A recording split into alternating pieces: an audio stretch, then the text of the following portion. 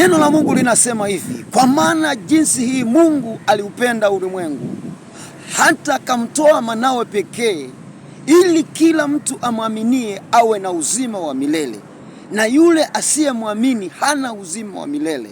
Tunataka tuulizane kwamba hivi Mungu alimtuma Yesu duniani baada ya kuona wanadamu tumepotea, wanadamu tumepoteza utu wa Mungu, wanadamu tumepoteza uonekano wa Mungu. Mungu akaamua kumtuma mwanawe pekee ambaye alizaliwa kama mwanadamu, aliishi kama mwanadamu na alikula chakula kama mwanadamu, ili kuweza kutukomboa sisi wanadamu, ili kututoa katika mikono ya shetani, ili kututoa katika mikono ya dhambi.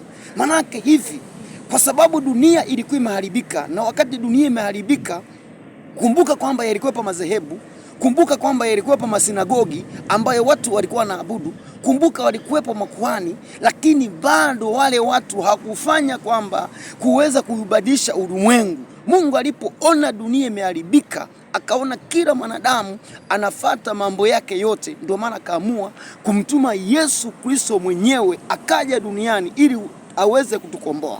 Manake kila mtu anayemwamini Yesu Kristo ameupata uzima wa milele. Manake asiyemwamini Yesu Kristo hana huo uzima wa milele. Lazima ujue kwamba unaweza kuwa unasali, ukawa na kanisa lako na dhehebu lako zuri, ukawa unaabudu, ukashika utaratibu wa kanisa, utaratibu wa ibada zenu, lakini miongoni mwako ukawa hujamwamini Yesu. Yesu alikuja kuleta uzima ambao wanadamu tulikuwa tumeupoteza uzima. Adui alikuwa amenyang'anya uzima, Yesu akaja kurejesha uzima. Kwa maana inatakiwa umwamini Yesu Kristo ili uwe na uzima. Yesu alikuja kuwatafuta waliopotea. Ndio maana Yesu aliishi na watu wenye dhambi.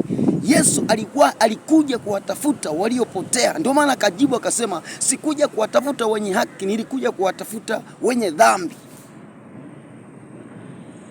Ubarikiwe sana.